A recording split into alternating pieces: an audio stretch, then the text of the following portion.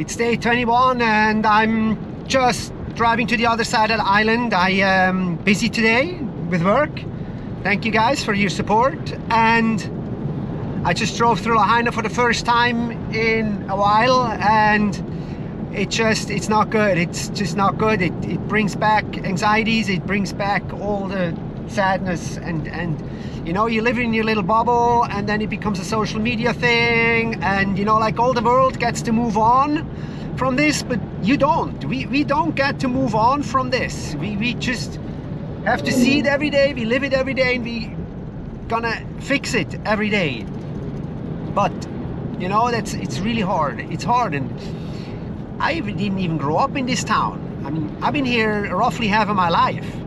You know, I just drove past those crosses, the fence that Zane and Maddie and their friends put up, and I mean, they grew up here, you know, they have all their childhood memories and everything is here, and you know, and that's just hard, man. It's even harder.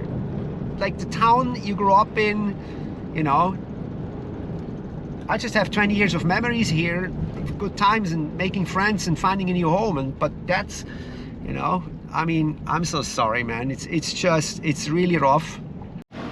My first stop was Pauelo Cannery Mall. I haven't been up here in such a long time, and I really had a pleasant interview with Keith from KT Surfboards about the new downwind foil boards. You can check that out in a different video. Just like during COVID, there is rental cars by the airport everywhere, parked in the open fields. Same syndrome, rental cars wherever the eye can see. And then we have stop number 2, Kanaha Kai Maui. We're going to talk to Jeff about his hot sale wings, also available in another video. So as part of my business, yes, Stand Up Magazine, we're interviewing people, and now we're here with Jeff. And Jeff, the Lahaina fire, you guys had cancellations. Jeff, actually, just to explain, rents out a lot of gear here in Kanaha, windsurf, kite, wing gear. Lots of tourists that come to Maui for winging, foiling, windsurfing. How was it impact? Definite impact. We've had a lot of cancellations for rentals, and so it's affected the rental business for windsurf, kite, wing, everything. And then just traffic through the door, foot traffic through the door is way down. It's day 22, and editing those videos is work, and a little extra screen real estate would be really helpful. So I decided to drive to my shop and go grab that, but access denied completely. I'm like, I got in before. Nope, hard no right now because of the hazardous cleanup. I'm like, what can I do? Well, here's a phone number to call. I'm calling. It's a mainland call center, not even locally. And the person on the other line, of course, doesn't know nothing and really doesn't care either. Just offers me, oh, well, you know, we can escalate this and we can give you a call once people are being allowed back in. I'm like, well, well, very helpful, not helpful at all. I'm chit-chatting with the guy. Of course, I want to yell at him, but really nice guy there at the front desk, so to speak. And I'm working at a front desk as well, so there's no point of yelling at the guy because he's just taking orders from his management. So that kind of sucks for him, and it sucks for me, and it sucks for the business owners, because at some point we all need to get back in.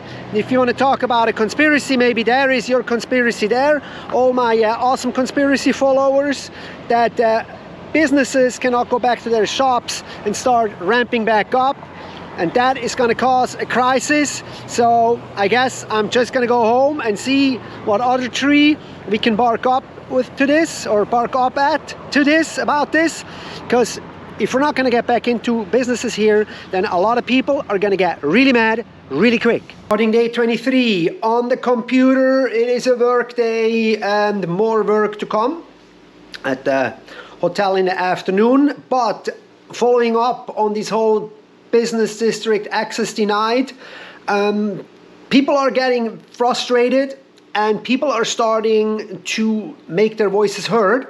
I've sent a bunch of emails out, and believe it or not, I got a response from the deputy of the MPD up on my email to the mayor's office, and I was being told as long as the EPA is deeming this area as a restricted place, restricted area.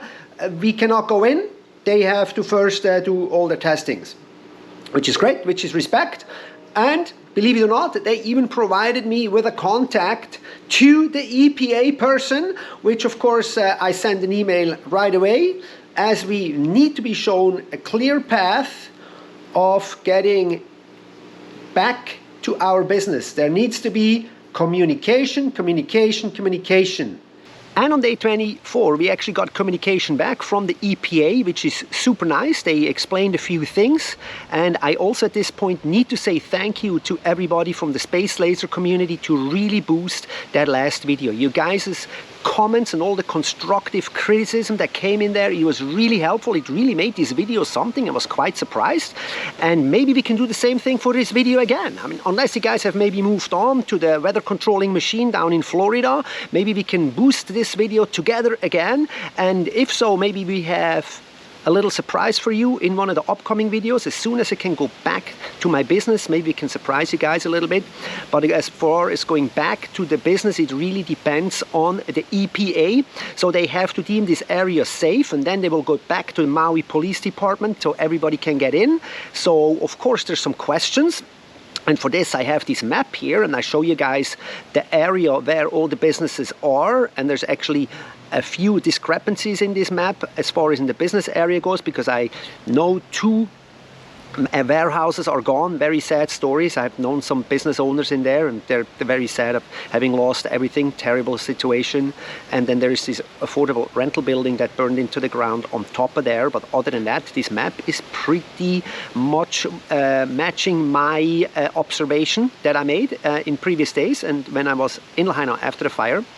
But the question, of course, is how is going to the EPA move forward with clearing the areas? Are they going neighborhood by neighborhood and then clearing one neighborhood after the other? Or are they going to go through the whole town and then eventually clear the whole town? We hear this is going to be months for all this hazmat removal and identification.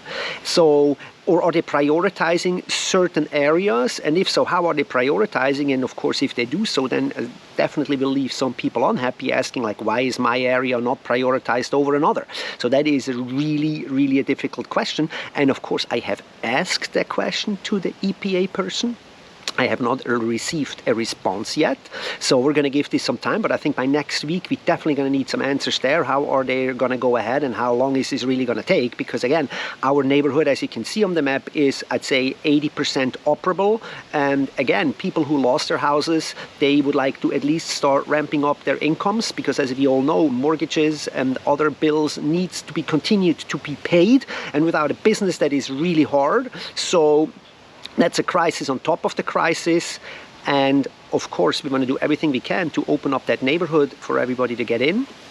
And who knows, maybe if I get some insurance money to clean up my place, I can maybe then use that money and hire somebody to help me and give back to the community this way, you know? Like, there's so many ways and creative ways we can help each other and move on forward. That is the most important. And once again, thank you guys so much for your support.